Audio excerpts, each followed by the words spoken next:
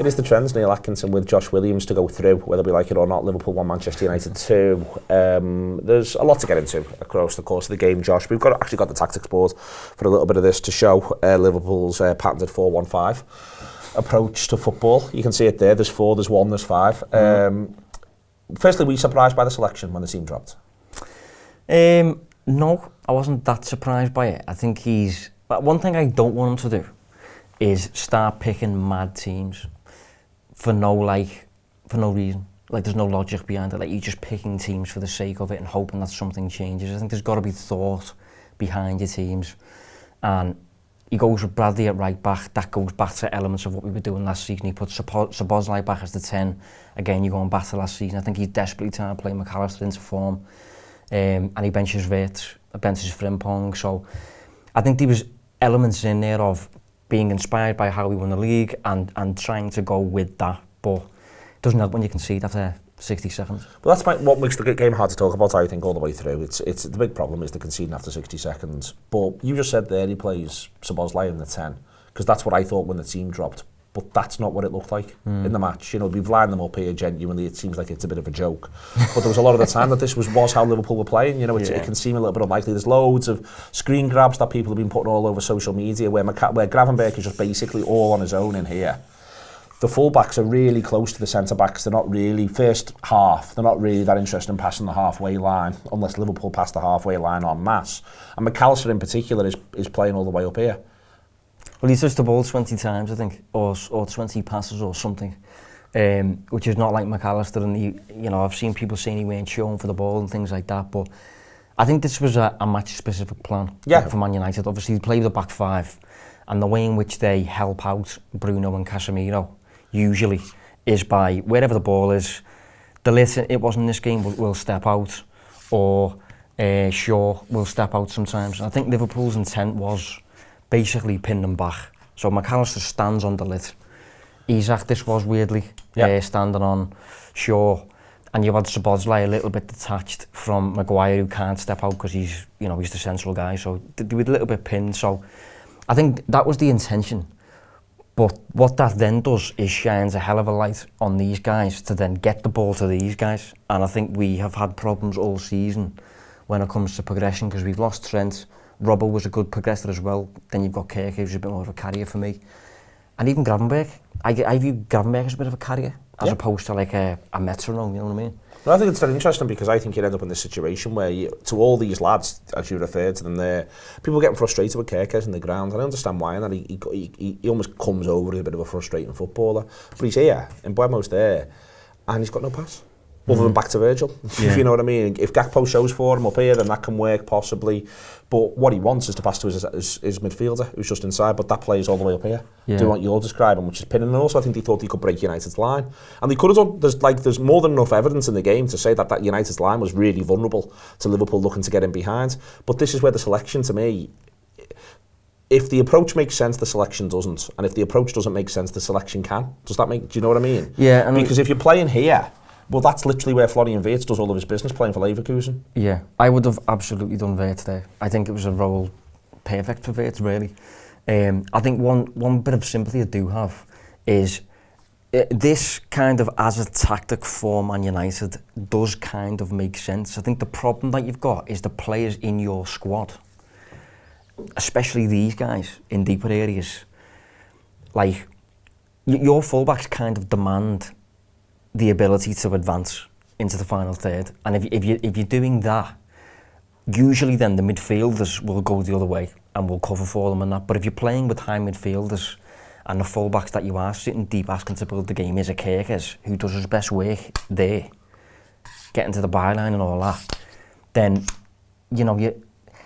so I'm a little bit sympathetic with Arne Slot, as like, with the squad that you've constructed, you're almost a little bit, your hands are tied a little bit because of the fullback department. But why are you sort of so it's interesting that you've gone to that point and ended up being sympathetic, because as you're talking there, I'm actually growing less sympathetic, because I suppose it depends how much of the recruitment was dictated by him. But you don't recruit a squad anyway. You don't recruit a squad simply to make sure you've got the options that you want for a game against Man United.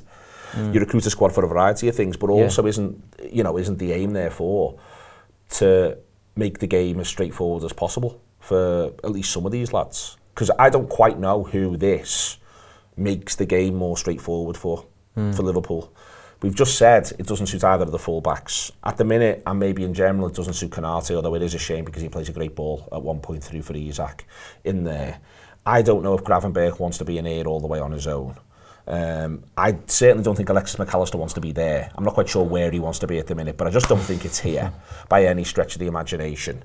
And then you end up sort of looking at it. I can imagine a world where you're thinking, well, Isak and Salah being close together, that might be quite nice. And it's possible Szoboszlai is happy enough here. But, you know, if you end up concluding, like, I don't think here, Kerkez not having a midfielder inside him to pass to helps him play in any way, shape or form. No, I agree. Because the way he wants to progress the ball at the pitch, you say it's partially through carry, but it's also through movement. Pop it off inside, make your little run, maybe get it back here, do the same thing again and go from there. It's not all 1-2s, I've just made it sound quite reductive, but you know what I mean? Yeah. Well, one of the issues he has with Gakpo is Gakpo passes the ball to him once in this game. I think that's been a recurring theme, as in, I think Gakpo's just a difficult forward to combine with. And Kirk, as we know, did that really well last season at Bournemouth. But I think the sympathy, when I say sympathy, it's more... You like the plan, but if you haven't picked the right players to execute the plan... I just don't know. Looking at the group we've got, and as high, you know, the individual talent is high. I just don't know how you establish something on a pitch where everyone will thrive. Because it's going to have to consist of someone, a few, doing something that is alien to them. I absolutely agree with that, but I think a bit of where I end up here is so much of this is alien to so many of them. So much of this is what? So alien to so many of them. Yeah, I agree. So, and that's where, so I'm all up, it's not Arne Slot's job to have 11 Liverpool players from the start all play 9 out of 10. I used to say this, for instance, for both Klopp and Slot around Harvey Elliott. Their job was not to get the best version of Harvey Elliott, it was to win football matches for Liverpool. And I think Slot in particular last season, Elliott's a really good example, just didn't care. You're going to play for me, this is what we're going to need you to do, and you're going to do it, and you're going to go from there. But the reason why is because it's going to benefit the team. I'm happy to look at a side and go, right, well, those 7 are carrying water for this 4, and that's the way it is, and that's the way it works. But I just don't know whose water's being carried here. No, I don't. It looks a little bit like you've bought Frimpong and you've bought Kerkez and you've already got Bradley and you've already got Robertson, and the idea is, despite what they offer, despite the profiles that they offer, they are the carriers for me, in a way. They're the water carriers, because in this game you had McAllister there, you had Szoboszlai there, so your midfield department is not doing what Henderson, Fabinho, Wijnaldum used to do, or holding the fort, or what Gravenberch and McAllister were actually doing a lot last season. Yeah. When it was the two of them were quite close together, and Szoboszlai was grafting for everyone. Yeah, especially Salah over especially there. Salah, but was prepared to sit quite close to these as well. Because what you've just described there, I know there's silly counters and fucking hell, but you've just literally shown there the distance. For the sake of argument here, is massive. Last season, it was highlighted after we went to Old Trafford that the 3 of these were very close together at all times and almost moved around the pitch as like a little unit.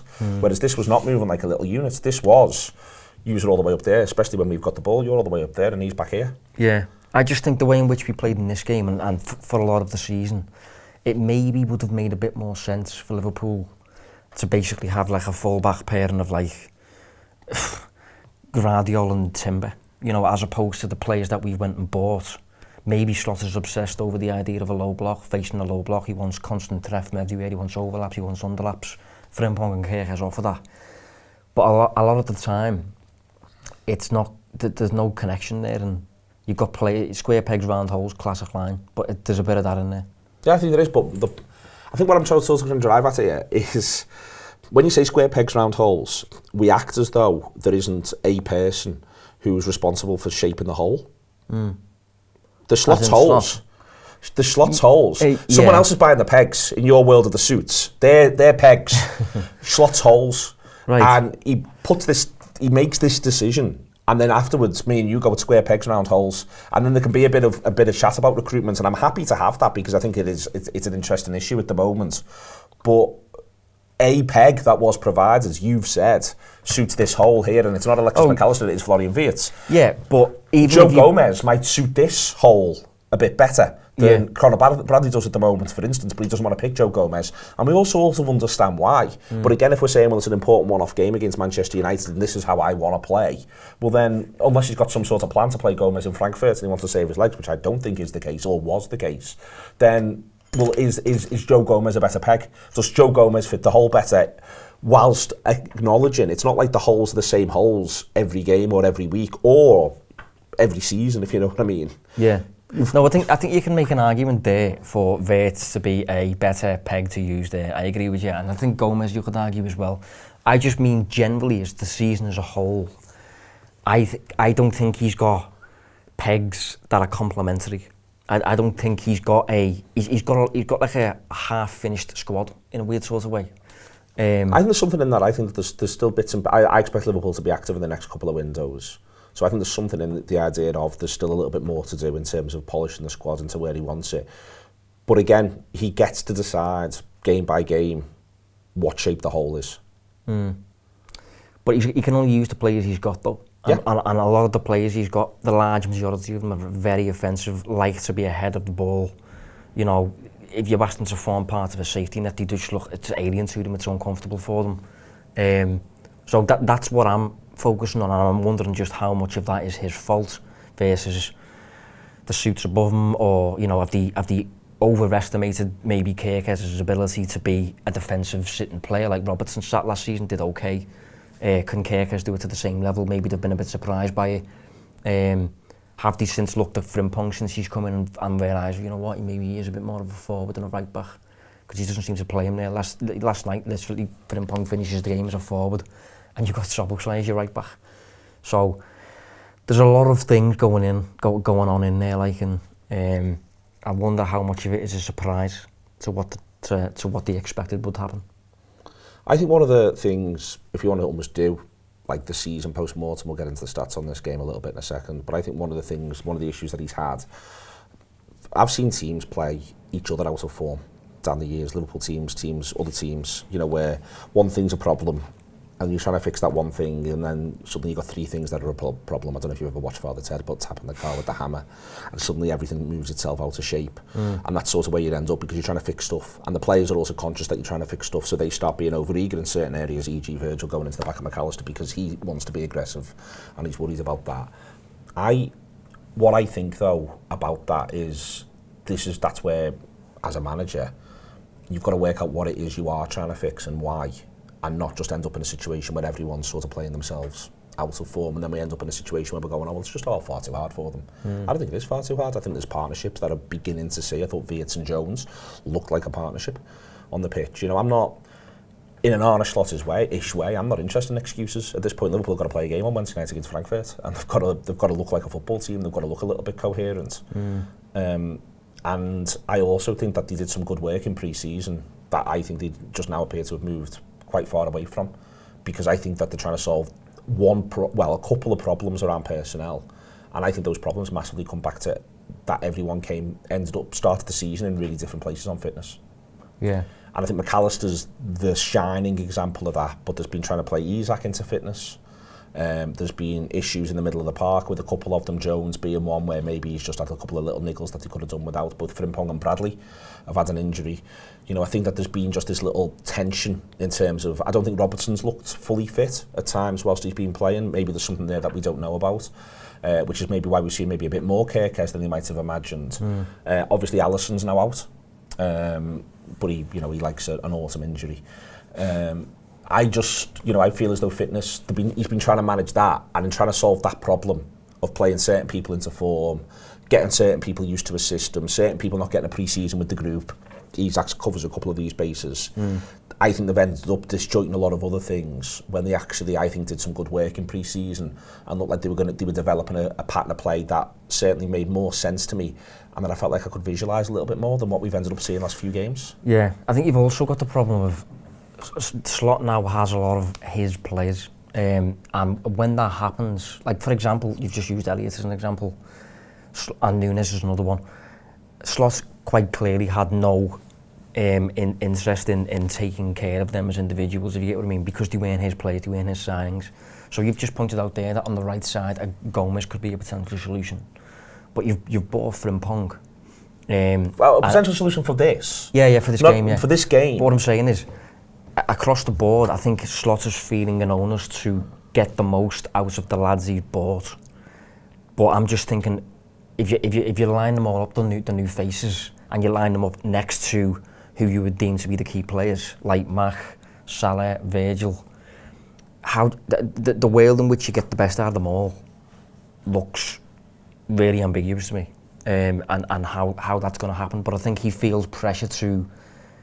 I think if he, for example, just fields Gomez over there, even if it is just for one-off game, if that works, you can't keep doing that because it almost weren't the plan for Gomez to be a starter. Do you get what I mean? And if that's how you get out of this mess, by Gomez starting every week, something with the summer then has surely gone wrong because that weren't the plan. Do you get what I mean? Yeah, but I sort of don't think that this will... I mean, this is a one-off thing for United, and I think the other thing that he sort of walked into with the games against, certainly against Palace and Manchester United, is his own and Liverpool, including the last season under Klopp's, really poor record against back threes. Yeah. So when we go back to the Palace game, for instance, the away game, he had this idea, I think, that he was going to start lots of players floating behind the two in midfield. So the idea was they'll be the other side of the ball. They're not quite as pronounced as this, because I think this was more about turning this into a back five. So he's trying to solve that problem in amongst all of this. This is, so we're right to sort of say that this is a one-off sort of tactical approach. But then, to your point of, he feels the pressure to use new players. Well, he's not felt the pressure to use Florian Wirtz. Well, yeah, Wirtz has been a bit of a casualty with that, but... And he's not picked Ekitike in this, which he's also being criticised for. He's not started Frimpong. There's three of them that haven't played, that haven't been picked in this. He actually only starts two players who didn't play for him last season, which is Kerkez and Isak, and I don't think it's all that different, Kerkez and Isak, if you know what I mean. No, I agree, yeah. So and this is back to sort of what were we looking for it to be? Because what I sort of felt the direction of travel was going to be was that the right side, whoever the right back was, especially the right back, was going to be looking to push really quite high, so to use that there, which means obviously you've got to do a couple of little adjustments here. But you end up in a situation there where he's doing that, and Salah, that one was Salah, so this one's Salah, moving back in here. So Salah ends up sort of coming a little bit narrower, plays a little bit closer in here, but also can be a little bit more withdrawn so he can use his creative gifts, which I think we saw at least an example of against Manchester United, his creative gifts in there. And then you end up, ideally, there's that lad who's your number 9, whichever way you go. So you're getting all your width out there on that right-hand side, you're being pretty bold, and then this is part of your midfield for the sake of argument here, and then that ends up being Florian Wirtz. So this is how you're attacking, and then you can see how you're defending. You're defending with a 3 and a 2 and a 2 and a 3. And that's, so there's your left winger, there's your centre forward, there's your right back. Salah comes off and drifts into these spaces here, is able to then dovetail with Wirtz, is able to dovetail here, and that's what I thought you were seeing at times in pre-season. And this player can go that way, or he can go that way, and Salah can go back out there, and that's sort of where you end up. But that's not what we've seen, apart from, I think, a little period against Bournemouth at the start of the second half. I think we see it then, that there's an element of that. And that allows you to have your spearhead attacker a little bit more, be your number 9. It allows you to get more out of Salah, as I say, linking with Wirtz. You've got your left-sided option there. There's the 4, there's the full-back. And then you've got these two lads, and you end up there. Now, this then confuses me, if you know what I mean. Like the Kerkez bit then confuses me. But in general, I've found Kerkez to be a confusing signing, and I'm not taking the piss. Like, for me, one of the things that, seeing everything that we've seen, including in pre-season, this is the exception, because we saw Frimpong and Bradley high and wide in pre-season. We saw Bradley score a goal in a pre-season game at the back post. So we've seen this. We've seen that. What I think we've seen, though, pretty consistently is Kerkez has been asked to be more responsible on this side. Yeah. And that's the one that surprised. And that's the one. Sorry. And he's not suited to it. And that's the one that surprises me. But if you imagine this here, that's unbelievable quality there behind the front, unbelievable quality at number 9. Come back to that, and attacking right back.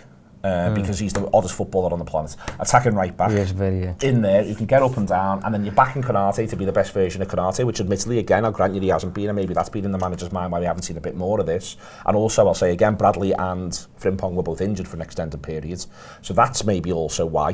And he's been doing some game-specific stuff. Who are these two then? Well, I think that those two can be. Because I think one thing that sent his head a little bit is the need to play Sobbo, Wirtz, Mach and Gravenberch on the same pitch. Well, I think he also needs. Well, I don't think he does need to play McAllister at the moment. No, I'm growing increasingly of the same view, to be honest. But I can also understand his desire to play him. Managers love him. Because I think he's a brilliant player. He's a brilliant player, but I think that We haven't seen it for a while. But this is part of where you're getting your energy from. It's part of where you're getting, you need to be able to rotate them and all that sort of stuff. You haven't mentioned Jones. Exactly, yeah. Jones can do that, but Jones can also cover here. I'd argue Jones can cover there better than Wirtz can. I prefer Jones left-hand side to Wirtz. So Jones is offering you this. He can also offer you for Gravenberch as well. So you've got Jones as covering there, and then you end up in a situation where you want Szoboszlai, you want McAllister, you've got Gravenberch, maybe he's the consistent one, and you go from there. And that's where you end up, because the plan was not. I mean, in fact, maybe it was, because we see it a little bit in pre-season. We do actually see Szoboszlai at right back in pre-season.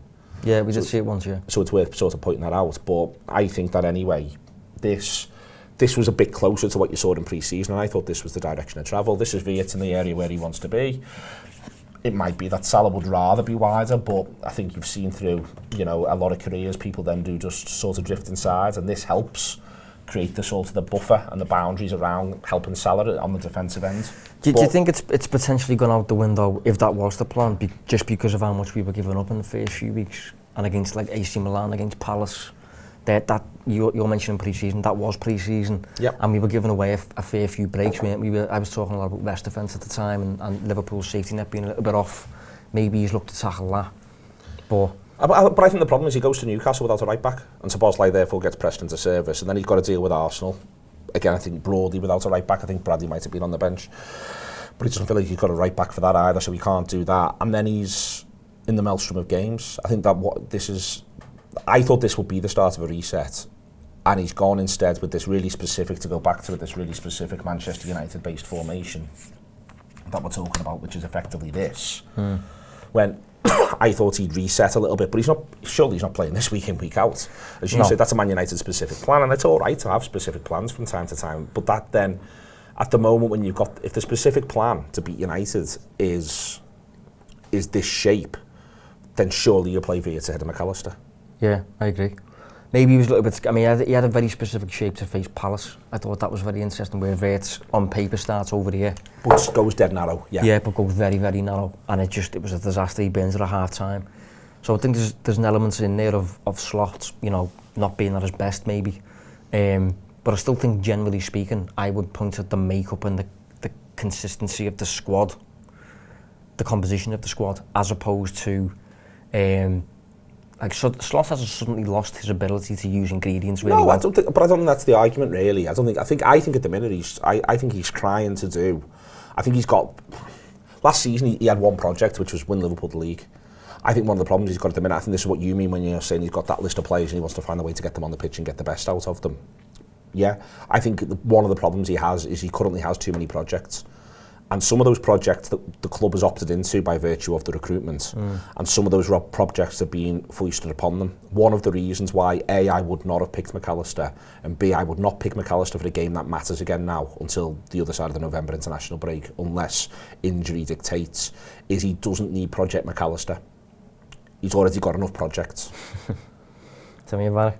And so I think that at this point, I think he just sort of simplified that, but managers love McAllister. And you know why? Because he's a Swiss Army knife of a footballer. Whatever the game needs, he can provide and he can dictate tempo. He's a winner. He's got all these qualities. But right now, I think there's too much other stuff going on. If you're square pegging a round hole, there's Alexis McAllister, because you're trying to get him up to speed and up to fitness. That's where I'm just currently a little bit like, that's not the one to stake it on. I'd continue to stake it on Salah, to get Salah in nick and in rhythm. Yeah, but this is the thing. You've got so many, as you say, projects. Like the fullbacks, I think is a big one. I really do. I think the ability to get the ball to these guys is a problem at the moment, because you've lost Trent, you've lost Robbo pretty much out the team as well. But that's a choice. What do you mean? He's not picking, unless Robertson does have an injury that they're not sort of talking about. Like, it's a choice to pick Kerkez and not Robertson. Yeah, definitely is. And I don't want to be that. That person with hindsight, because I would have probably picked Kerkez from the off this season. But I think when it comes to progression, I expected Liverpool to find another way around it, whether that be, I thought, for example, Gravenberch would do a little bit more. Yeah, no, split the centre halves, and then you use the fullback than his vehicles. I also thought Wirtz would do and would be better at dropping into deeper areas and replacing Trent in that way, because last season Wirtz was one of the few players who was top for progressive passes and progressive passes received as well. So he can basically get you up the pitch. It's not just creation with Verts, it's the progression as well. But he hasn't done it that well, and on top of doing it, because he's then dropping deeper, he's not getting the goals and assists, so he's getting criticised for that in the media. So he comes out the team, but then we're still not playing very well even when I'm out the team. We're still losing games, so it's not his fault, is it? But there's a lot of stuff going on. Well, but there's more than one way to do this. I thought one of the things that changes against United is when, in fact, let's end up where they ended up against United, really, in a way, where suddenly, it was still a lot of attackers. It was just firstly actual attackers, and it was just almost a little bit more like 4-2-4, with Kerkez being able to push up a little bit more, I thought, as it wears on. So Bosley coming a little narrower in there, so it almost looks a little bit like this, with Kerkez is able to sort of to move a little bit, and then Jones and Verts in there. And I thought Liverpool looked great. Like really, like the best have looked, I think, in a number of ways, almost for a while. But it's surely not something that you can do from the off, though. But a 4-2-4 with them two up top. But maybe not. But one of the things that you did suddenly have was you had loads of lads who were really comfortable carrying the ball. And you can progress the ball by passing, but you can also progress the ball by carrying it. And suddenly Kerkez was given licence, it felt like, from 60 minutes onwards to carry the ball. To run, yeah. So suddenly Kerkez, he might not be able to be the strongest passer of a 30-yard ball forward to Gakpo's feet, but it didn't matter because he just ran there, and then he could just pass it to Gakpo's feet. And suddenly United are a bit like, all right, well, what are we doing here? And then Buemo's got a bit of a decision to make, does he or doesn't he go with him? And Kerkez is suddenly feeling like he's involved. He puts a couple of good crosses in, he's getting stuck in, he's around there. You end up with this. But the main thing was these two looked like a partnership. Looked like they could dovetail each other, and it went quite well, but also both of them were prepared to carry the ball. And suddenly Liverpool could progress, and suddenly Liverpool had loads of final third stuff until it went 1-1, and they were a bit weird after it goes 1-1, because I think they were back to not quite knowing what to do. Yeah. But I'm not saying you start, I'm not saying you go into a game and play 4-2-4, although it's not even the 4-2-4, it's the it's the profiles in there. Like you've got Verts and Jones as a midfield two there. That will get done if you just start a game like that. And I think your front two, they're ultimately both nines. Can I just say to you though, they're getting done from the start of games in a big way against back threes. Yeah, I know. So this is a little bit like, so for instance, all the way through, one of the reasons why I've been reluctant to see Frimpong is because of the height thing from set pieces. But they keep fucking conceding from set pieces, so why am I bothered anymore? If genuinely the next time they're going to come up against a back three, there is a bit of an argument for them to say, well, fuck it then. If you know what I mean, like because if we're conceding to back threes anyway, we might as well have the attitude of how do we? Because one of the ways to occupy a back five, because this is how they made it a back five, they made United fall in on themselves much more effectively when it wasn't the five up front with McAllister in there, by it being the four, but them all being really good natural forward players, and these two progressing the ball both by carrying it and by passing really, really well. Yeah. And all of a sudden, then United did become a back five, whereas in other periods of the game, United were much more comfortable to say, well, we'll just sort this out. Yeah, I take your point. The idea of fuck it then is terrifying for me, because I think once you get to that point, that's then when you are throwing stuff at the wall. Fuck it to be overstated, but I think that, for instance, is an answer genuinely to playing coming up against a back threes to play 4-4-2. And the manager's ended up in a situation where you're playing 4-1-5. For you saying, I don't want to see him do anything mad. Well, in possession, we were 4-1-5. I know, but I think as a plan, it weren't that bad. I don't think it was either. It was the people that you had in the spots that was the problem. Let's do the stats. Okay, run through them. Cumulative XG ends up 2.33 versus 1.58. Some slightly debatable ratings, I think, for a few of the shots over the course of the game from StatsBomb. Other providers have the XG a lot higher, but StatsBomb are always very intrigued by the number of people between striking of the ball and goal. It is a big deal for StatsBomb, which is one of the reasons why I think they have Liverpool a little lower than other providers do. Out of interest, would you have taken that before the game?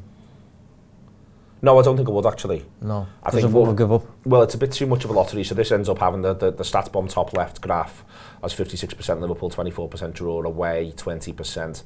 I think Liverpool need that 56 to be closer to 65-70, if you see what I mean. Yeah. Other providers, as you say, do have it a bit higher than that. Do have it a bit higher, and I think if you offer me the numbers that those other providers have, I'll be honest, the evidence of my own eyes was a little bit closer to that. But also, the key part about this is that it's so game state dependent, isn't it? Yeah, it's messy. So, over the course of it there, I think there is another issue, by the way, which is that it's another game where Liverpool have gone 1-1 and then not had another shot until the opposition have scored. Yeah, weird. The poor at 1-1, I think the poor at 1-1 at Palace, and the poor at 1-1 at Chelsea, and I think the poor at 1-1 against Man United. But you could argue at that point that's when the opposition then have a reason to go back at Liverpool. Exactly. Whereas, So I remember a few seasons ago the season that we signed Nunes and we fell off a cliff. That season, we only ever looked in control and good when the opposition had the lead. And whenever they actually attacked us, we were a mess. So I think there's always, as you say, there's always game state coming into that. There is game state coming into that. Liverpool shot map. A lot of grey in there for the blocked shots, a little bit of smattering around, and then you've got United's shot map as well, a bit too much on the edge of the 6-yard box from Liverpool's point of view, including Maguire's eventual winner. I'm going to do a few pass networks for you here because they are quite different. Starting 11, you get to see there what we're talking about with how high McAllister is. It's interesting that Szoboszlai's involvement comes a little bit deeper than we've sort of took the piss and had it be before. Well, took the piss, that's not quite right, but Szoboszlai did tend to come on the ball a little bit deeper, whereas you can almost see, well, McAllister's average position as a starting 11 player is higher than Isak's. You see the first half one, where McAllister remains that high, in line with Isak, with Mo Salah on the right-hand side. Szoboszlai a little deeper, and not enough link-ups from Liverpool, and it's interesting seeing that United did gather on this side in terms of when they wanted to pass the ball, but it's worth saying they always had a real sense of being able to attack down the other flank effectively with two players that they felt that they could build with Mbeumo and with Diallo. I thought the selection of Amad Diallo was clear that he had a plan, Amorim, to hurt Liverpool on this side with that combination of players. Yeah, I was a little bit surprised by Diallo's inclusion, to be fair. I thought it was quite an offensive pick, but then elsewhere he probably balances that up, picking like some Maguire and things like that, so yeah. And second half, it's obviously really messy, always gets messy in the second half because everybody makes all the subs. What's interesting is Wirtz's average position, slap bang in the middle of the pitch, but that's an average position. You very rarely actually saw him have the ball there. That wasn't where he had the ball. He was going around and finding space. I was really buoyed by his performance. I thought he was great. Yeah, I think he needs to start now. I would bring him back into the team, I think. I think one thing that we've got to the bottom of, not got to the bottom of, but we're still losing with him on the bench, basically, is what I'd point out. You know, I think he was an early scapegoat with this, but I think there's bigger things going on than just playing a new number 10 in Florian Wirtz and him being a little bit boyish in the way he appears. He was really high in the pass combination second half for Liverpool. 8, 6, 4, linking with Jones, linking with a couple of others. He was really, really high in the pass combinations, and I thought I could see him. I loved him drifting to the right, finding a little pocket there, coming back, drifting the other side. I thought he had a nice relationship with Chiesa. He's one of the top pass combinations was Chiesa and Wirtz. I thought they looked. I think he definitely gets on with Jones as well, you know. Well, I think the two of them look really good together. Yeah, I think you'd like to see that a bit more often, but then, you know, Jones is arguably the 5th choice midfielder, is he? Something like that. Shouldn't be at the minute. Shouldn't be at the minute, no. No, he should be in ahead of McAllister on merit, like, 100%, but it's where a slot will do it. Pressures, not much in there, that's anything particularly special. United get to see in there's the intensity that they had to defend their own penalty area. I think it's interesting with United in general. The one thing I would give them credit for, both under Ten Hag and under Amorim, is that they've never down tools. I don't think. Yeah, no, they turn up at Anfield, to be fair to them. Not just at Anfield, I think game in, game out. I think that I think they've grafted for both of those managers. When people have been taking the piss out of both of those managers, the players, I don't think have ever looked to me like they're not putting it in. Yeah, it's funny in this game as well because I don't even think they played that well, but no. they just kind of ground out a result. And if you classic line really, you know, dug in and Liverpool kind of shot themselves in the foot really. Yeah. So here's all the shots. This is like we haven't had a lot of time to prep this today, so you're seeing these for the first time. This is all the shots against Liverpool so far this season. I'll just move that a little bit closer there, so you're able to see it. So that's all of them. 11 goals from an expected goals of 9.48. Variance is a thing, it's a constant thing, but I also think game state is a thing, as we've discussed, so you've got to bear it in mind. That is the shots against Liverpool when Liverpool have been winning in games. So the Liverpool have been winning in games, and expected goals against them is 2 and they've conceded 5. Right, that's interesting. When Liverpool have been drawing in games, expected goals against them is 4, they've conceded 6. Right. When Liverpool have been losing in games, the expected goals against them is 3.4 and they've conceded 0. What was that dynamic, that game state? So that's when they're getting beat. When they're getting beat, right.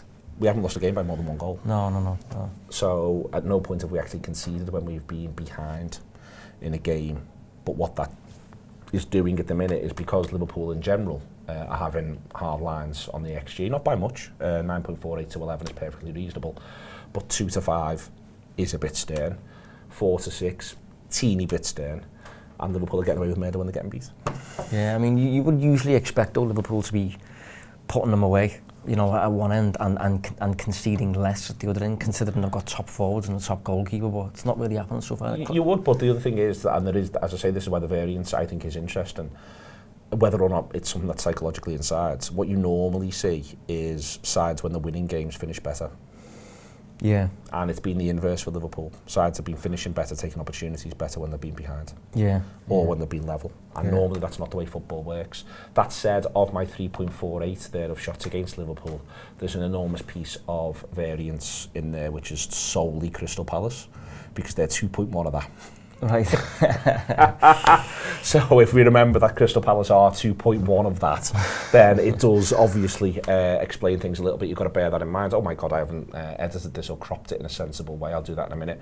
This is Liverpool. I've done season totals here. Normally we do per 90, but 5 stats, but I've done season total because I think it's illustrative. In fact, I'm going to move that away from you, although I know your eyes aren't the best now, so I didn't have to worry too much. For set piece XG conceded, where are Liverpool in the league? Set piece XG conceded. Yeah. I am going to say bottom half, like. Nope, 5th. Ah, yeah. 5th best. That's interesting. 1.15. So like this is total, so this isn't per 90. 1.15 is Arsenal, best performers. Liverpool 1.77 set piece XG conceded. StatsBomb's got only 3. Liverpool haven't conceded only 3 goals from set pieces. I investigated why that is. They didn't rank Gamarish's goal as being one from a set piece. Even though the ball comes back in, there's a rule, it's a number of seconds after the set piece has What been about taken. United then? Yeah, the Maguire one is a set piece. That is a set piece? Yeah, so 2 against Palace.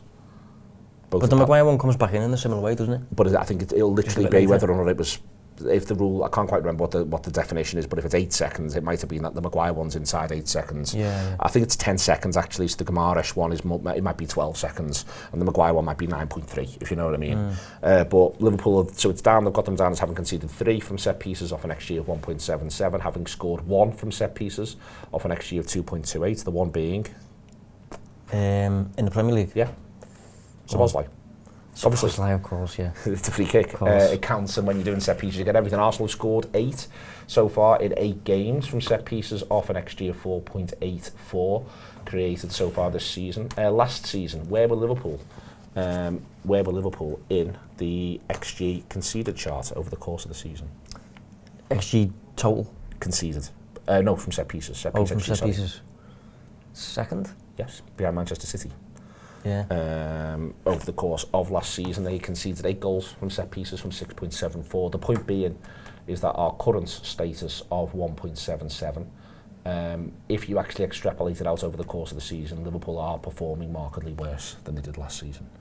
And it is worth pointing that out. I think it's worth saying that whilst Liverpool, you can argue they've had a bit of hard lines, they've had a bit of overperformance once or twice, I would say that they are literally, they look to the eye poorer from set pieces. Yeah, I think Slot would appreciate you pointing that out as well, because he seems to be doing it lately.